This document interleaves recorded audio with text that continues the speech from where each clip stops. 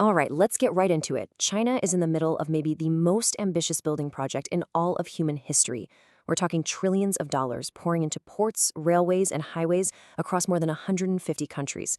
It's all part of something called the Belt and Road Initiative. Now, Beijing will tell you this is a win-win, lifting nations into a new age of prosperity.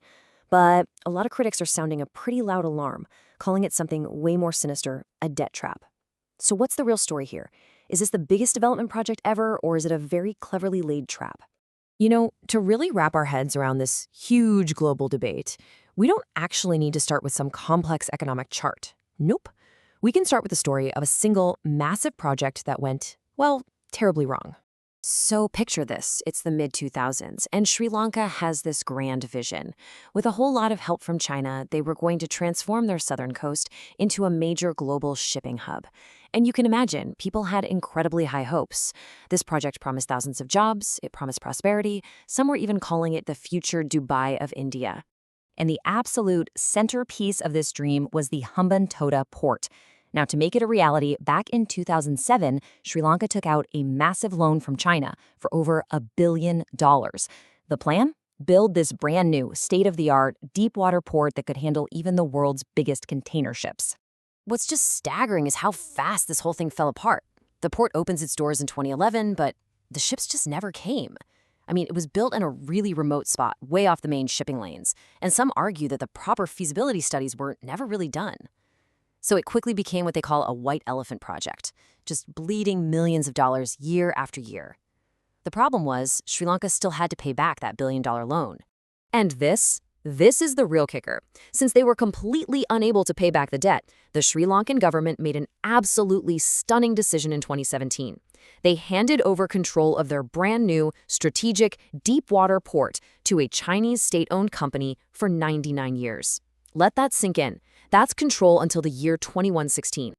And just like that, the story of Hambantota became the poster child for a very controversial term that people are now using to describe China's global strategy. So you have to be asking yourself, right, how on earth does a multi-billion-dollar project meant to bring prosperity end with a country literally losing control of its own port? Was this just a really bad investment, maybe some local mismanagement? Or was it something a little more deliberate? Well, critics argue it's a pattern, a strategy they've dubbed debt trap diplomacy. Yeah, so this term was actually coined by an Indian academic named Brahmachalani. And here's the allegation. China lures nations in with these loans that seem really attractive for these huge transformative projects. But when those countries, often pretty predictably, can't keep up with the payments, that's when Beijing is right there, ready to demand concessions. So the alleged playbook kind of breaks down into these 3 steps. First, you offer these huge loans that other international lenders might see as way too risky. Second, when the project doesn't generate the cash it was supposed to and the country defaults, well, China steps in. And third, instead of just working out the debt, they demand control over the very asset they helped build, or, other strategic resources. Okay, let's pull the camera back for a second, because this alleged tactic, it isn't just about 1 or 2 projects here and there. According to the critics, it's a key piece of China's most ambitious global project ever. And that project is the Belt and Road Initiative, or BRI. This number, 150 plus, that's how many nations have signed on to be a part of it. We're talking about a mind-boggling, multi-trillion-dollar plan to build a modern-day Silk Road of trade and infrastructure connecting Asia, Africa, and Europe, all with China right at the center.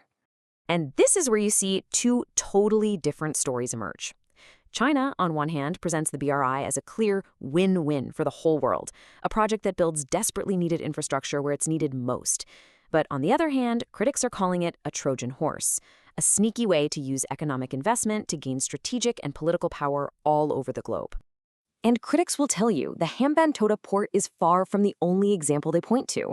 Just look at Zambia, where a staggering 43% of its external debt was owed to Beijing before it defaulted. Or Montenegro, where a $1 billion loan got them just 41 kilometers of a highway to nowhere. There's a dam in Ecuador, also financed by China, that's now riddled with over 17,000 cracks. And in Pakistan, a deal for the Gwadar port gives China 91% of the revenue. So what is the ultimate goal here? What's the end game? Well, some analysts believe these economic moves are actually part of a much larger and much longer geopolitical game. A huge concern for Western governments is that this kind of economic leverage can be flipped into military presence. A commercial port one day could easily be used to service naval ships the next. The argument goes that by controlling these strategic choke points around the world, Beijing could project its military power far beyond its own shores, kind of like it's done by building and militarizing islands in the South China Sea. This entire line of thinking is summed up in a theory known as the 100-Year Marathon, which was detailed by China analyst Michael Pillsbury. His interpretation is that Beijing has the secret, grand strategy to replace the U.S. as the world's undisputed superpower by the year 2049, which, not coincidentally, is the 100th anniversary of the founding of the People's Republic of China. And in this view, the BRI is an absolutely crucial tool for making that happen. So, as these worries have gotten louder and louder, the rest of the world has started to react. And interestingly, China has started to adjust its game plan a little bit. So at the end of the day, we're left with two fundamentally opposed narratives. You've got critics in the West who see a very calculated strategy of debt trap diplomacy. And then you have China's official stance, which is that this whole thing is a false allegation, a story cooked up by the West to try and hold on to its own global dominance. And this isn't just a war of words anymore. Countries are taking real, concrete actions. Italy, the only G7 nation to ever join the BRI, has now officially pulled out.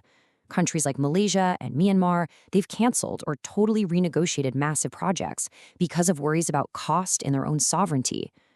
And in direct competition, the G7 and the EU have launched their own multi-billion-dollar infrastructure plans, promising more transparency and more sustainable ways of financing. And facing all this global pushback, China itself seems to be changing its tune. It's now promoting what it calls BRI 2.0, a supposedly new phase that's focused on smaller, greener projects, things like digital tech and renewable energy. It really feels like an attempt to shake off that negative debt trap label. The big question, though, is whether it's a real shift in strategy or just a change in marketing. All of this leaves us with a really fundamental question.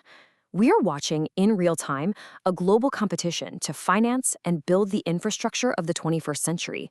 And what's at stake here isn't just ports and railways. It's the very rules and models of development that are going to shape our world for decades to come. So who's going to be the one setting those rules?